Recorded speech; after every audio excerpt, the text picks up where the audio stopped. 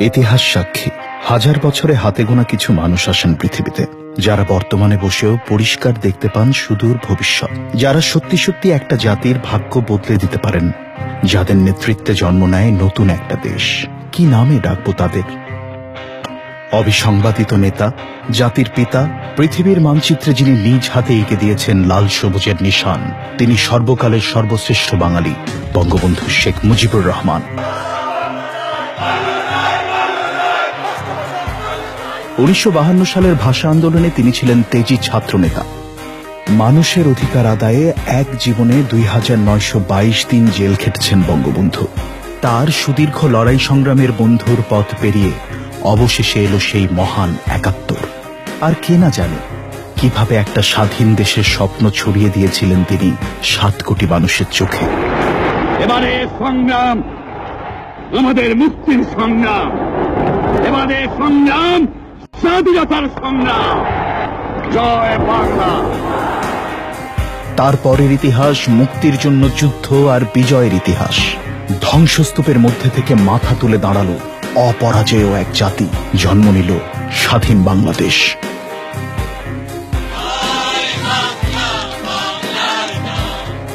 বন্দিদশা থেকে মুক্ত হয়েই বঙ্গবন্ধু ঝাঁপিয়ে পড়লেন দেশ গড়ার কাজে। 1972 সালে দেশের প্রথম সংবিধানে 16 অনুচ্ছেদের মাধ্যমে বঙ্গবন্ধু প্রত্যেক ঘরে ঘরে বিদ্যুৎ সংযোগ স্থাপন নিশ্চিত করেন। উন্নতির প্রথম শর্ত যোগাযোগ, তাই 1973 সালে বেতবুনিয়ায় বঙ্গবন্ধু স্থাপন করলেন দেশের প্রথম স্যাটেলাইট আর্থ স্টেশন। গোটা দুনিয়ার সাথে কানেক্টেড হল বাংলাদেশ। 15 আগস্ট 1975 বিপদগামী স্বাধীনতা বিরোধীদের হাতে সপরিবারে জীবন দিলেন বঙ্গবন্ধু। বাংলাদেশ তলিয়ে গেল 21 বছরের গাঢ় অন্ধকারে। মানুষ হত্যা করা যায়, স্বপ্নের মৃত্যু নেই। স্বপ্ন বয়ে চলে প্রজন্মের ধমনীতে। 1996 সালে বঙ্গবন্ধু কন্যা শেখ হাসিনার নেতৃত্বে অর্থনৈতিক প্রবৃদ্ধি আর যোগাযোগে এগিয়ে গেল বাংলাদেশ। মোবাইল ফোন কোম্পানিগুলোর যাত্রা শুরু হল, আর সাবমেরিন কেবলের মাধ্যমে তথ্য প্রযুক্তির দুনিয়ার সাথে শেখ হাসিনা যুক্ত করলেন বাংলাদেশকে। তারপর 2001 সালে আবারও পথ হারালো বাংলাদেশ, কিন্তু হার মানেননি শেখ হাসিনা, হাল ছাড়েননি।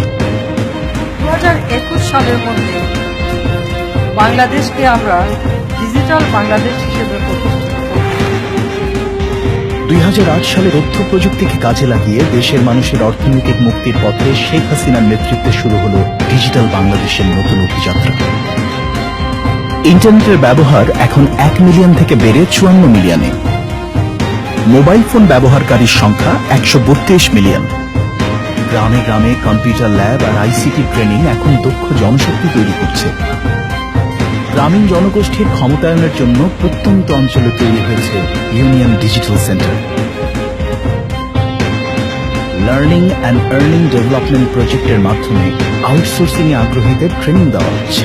মহাকাশের সীমানা পেরিয়ে আর অল্প কিছুদিনের মধ্যে উঠবে বাংলাদেশের প্রথম স্পেস স্যাটেলাইট বঙ্গবন্ধু। আমরা হারব না, আমরা হাল ছাড়ব না।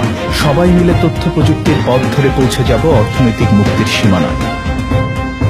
শেখ হাসিনার ডিজিটাল বাংলায় 2021 সালের মধ্যে শতকরা 100% মানুষই ইন্টারনেট ব্যবহার করবে, আর বাংলাদেশ হবে পৃথিবীর আইসিটি ডেস্টিনেশন। জয় বাংলা, জয় বঙ্গবন্ধু।